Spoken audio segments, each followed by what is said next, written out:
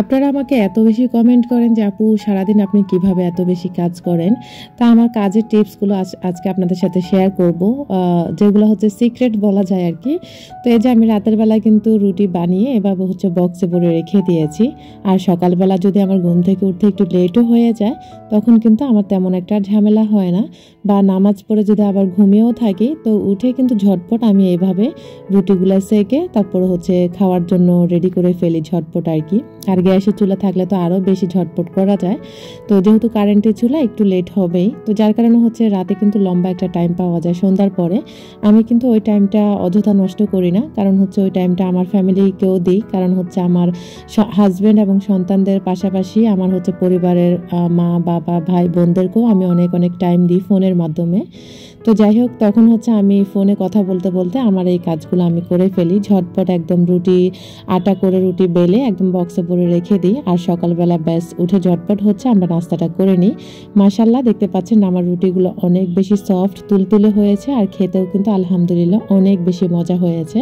যারা আমার পুরনো ভিউয়ার্স আছেন তারা তো জানেন আমার পরোটা রুটির সম্পর্কে। আপনারা আমাকে এমনও বলেছেন যে আমাকে যেন পরোটার জন্য অ্যাওয়ার্ড দেওয়া হয়। আলহামদুলিল্লাহ, আপনারা আমাকে অনেক বেশি প্রাধান্য দেন, আমার কাজগুলোকে অনেক বেশি পছন্দ করেন। তো নাস্তা পানি করে এখন চলে এসেছি বেডরুমটাকে গুছিয়ে নেব। যদিও আপনাদের সাথে এই বাসা আসছি পর্যন্ত এখনও বেড গোছানোটা শেয়ার করিনি। তো আমি যেহেতু খুব তাড়াতাড়ি মানে আমার বাবার বাড়িতে চলে যাব, বাবার বাড়ি না আমার নিজের বাড়িতে চলে যাব।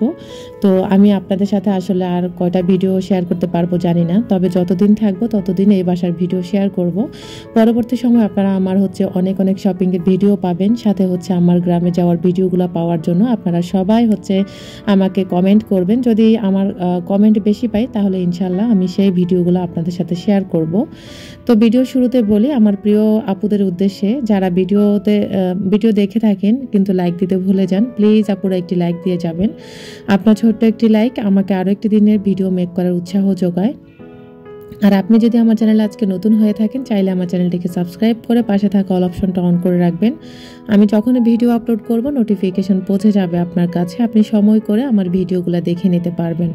আপনারা আমার বিছানা গোছানোটা অনেক বেশি পছন্দ করেন, অনেক অনেক আপুরা হচ্ছে রিকোয়েস্ট করেন আপু আপনি কিভাবে বিছানাটা গুছিয়ে থাকেন, ওইটা আপনি আমাদের সাথে শেয়ার করবেন। তো এই যে দেখতে পাচ্ছেন আমি বিছানা কিভাবে গুছিয়ে নিয়েছি, যদিও পুরোটা আপনাদের সাথে শেয়ার করতে পারিনি, যেটুকু পেরেছি ওইটুকুই আপনারা হচ্ছে একটু ফলো করলে এগুলো শিখে যাবেন। আসলে যেই কোনো কাজ হচ্ছে নিজের অভিজ্ঞতা থেকে শিখতে হয়, কেউ তো আর হাতে কলমে দেখিয়ে বুঝিয়ে দেয় না। তো নিজের আইডিয়া থেকে যেটুকু শেখা যায় আর কি।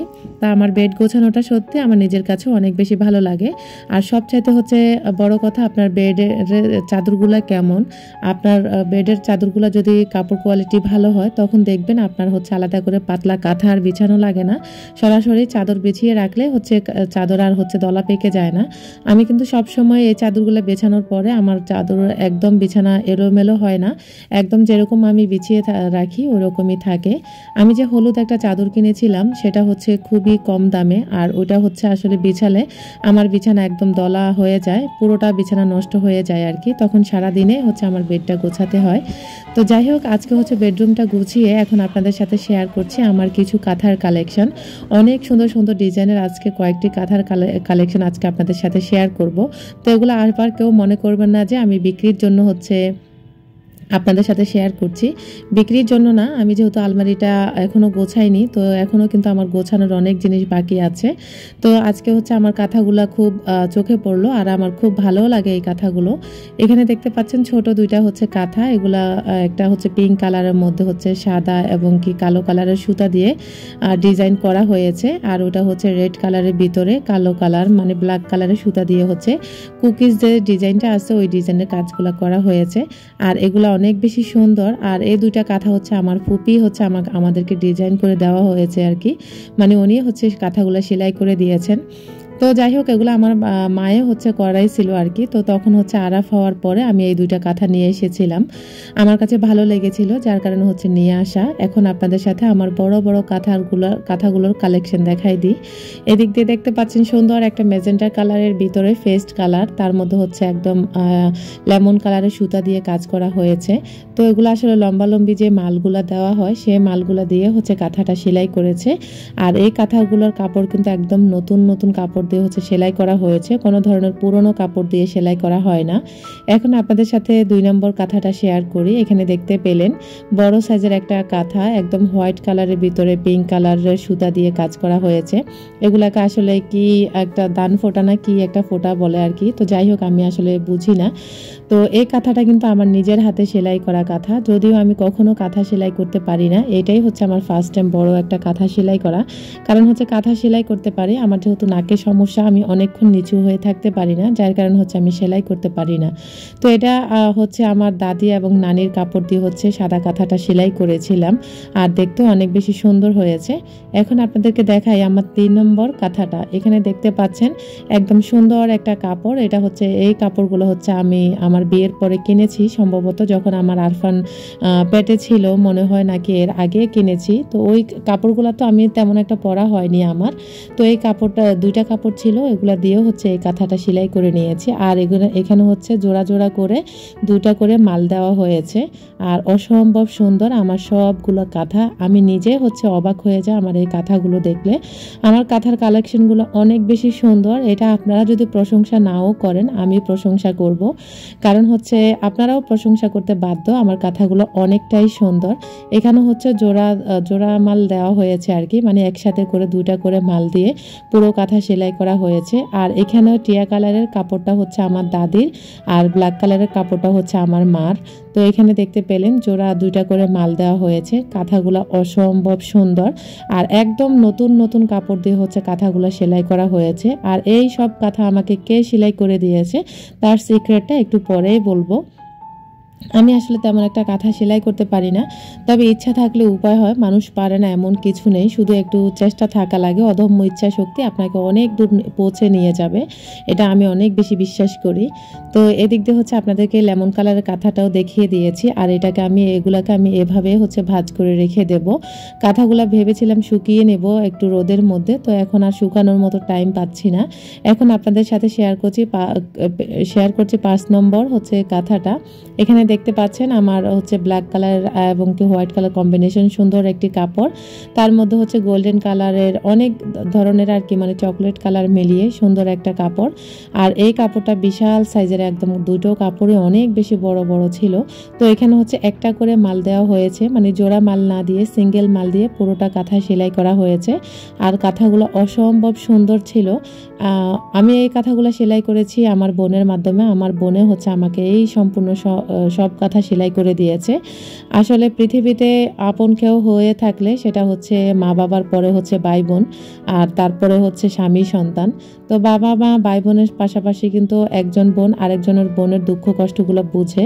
তো আমার বোনে কিন্তু প্রতিটা কাঁথা আমাকে ভালোবেসে সেলাই করে দিয়েছে, যেহেতু আমি সেলাই করতে পারি না, যার কারণে হচ্ছে আমার আপু আমাকে এই কাঁথাগুলো সুন্দর সুন্দর কাঁথাগুলো সেলাই করে দিয়েছে। তবে আসলে আরও কাঁথা সেলাই করাতে ইচ্ছে করে, কিন্তু আমার তো এখন কোনো কাপড়ও নেই। তো ইনশাল্লাহ আমি যদি আবারও কখনো কাপড় পরি তাহলে আমার বোনের মাধ্যমে আমি আবারও হচ্ছে কাঁথা সেলাই করব। আর এই কাঁথাটাও হচ্ছে আমার বোনের কাপড় দিয়ে হচ্ছে সেলাই করে দিয়েছে। আর এগুলা হচ্ছে আমি সবসময় ইউজ করি না, কারণ এগুলো আমি উঠিয়ে রাখছি। আমার মানে কোনো এক সময় যখন প্রয়োজন মনে হবে তখন হচ্ছে আমি কাঁথাগুলা নামাবো।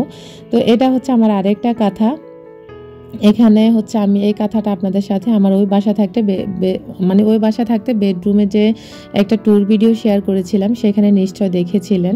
তো এই কাঁথাটাও অনেক বেশি সুন্দর। এখানে হচ্ছে 3টা মাল একসাথে করে দেওয়া হয়েছে, মানে পুরো কাঁথার মধ্যে এই ডিজাইনে করা হয়েছিল। আপনাদের কাছে কাঁথাগুলো কেমন লেগেছে অবশ্যই প্লিজ আপুরা কমেন্ট করতে ভুলবেন না। আমার এই সুন্দর সুন্দর কাঁথার কালেকশন আপনাদের সাথে আমি শেয়ার করেছি, যেহেতু আপনারা আমার প্রিয় ভালোবাসার ভাই বোনেরা। অনেকে হয়তো ডিজাইনের হচ্ছে আইডিয়াও নিতে পারেন, নিয়ে হচ্ছে সেলাই করতে পারেন। ফাইনালি হচ্ছে এই সবগুলো হচ্ছে আমার কাঁথা কম্বল আর কি। তো কম্বল না, সরি, এই সবগুলোই হচ্ছে আমার কাঁথা। তো এগুলাকে হচ্ছে আজকে ভাঁজ করে আলমারিতে রেখে দেব। তো চলেন এবার আপনাদের সাথে একটা রেসিপি শেয়ার করা যাক। এখানে হচ্ছে আমি সিম, কপি এবং কি আলু দিয়ে হচ্ছে ভাজি করব। তো সমস্ত মশলা দিয়ে এখন হচ্ছে উপর থেকে কাঁচামরিচ ছিটিয়ে দিয়ে এখন হচ্ছে আমি মশলার সাথে সমস্ত সবজিগুলো মিশিয়ে দেব। আমি কিন্তু সবজি প্রিয় একজন মানুষ, আপনারা বরাবরের মতো সবাই জানেন। আর আমার খুব ভালো লাগে সবজি খেতে, যার কারণে একটু বেশি বেশি করে হচ্ছে আমি সবজি রান্না বান্না করতে বেশি পছন্দ করি। দেখা গেছে থাকলে এখন সকালবেলা নাস্তার সাথে খেতেও ভালো লাগে। আর শীতের সকালে সবজি দিয়ে রুটি পরোটা খেতে কিন্তু দারুণই লাগে। তো এখন কিন্তু আমার কাছে ভালোও লাগে, যেহেতু আমার বাসায় রোদ আছে, রোদে বসে সকালবেলা নাস্তাটা করতে পারি সবজি দিয়ে রুটি দিয়ে, খুব ভালো লাগে। আমি কিন্তু কোনো পানি অ্যাড করিনি, একদম শুকনোভাবে হচ্ছে আমি ভাজিগুলো করে নিচ্ছি। চুলাটা হচ্ছে 2000 ওয়াটে রান্না করি তো আমি সবসময়, আমি হচ্ছে 1000 ওয়াটে দিয়ে হচ্ছে ঢাকনা লাগিয়ে রান্নাটা করেছি। আর খুব ঝটপট কিন্তু আমি যে কোনো তরকারি রান্না করতে পারি।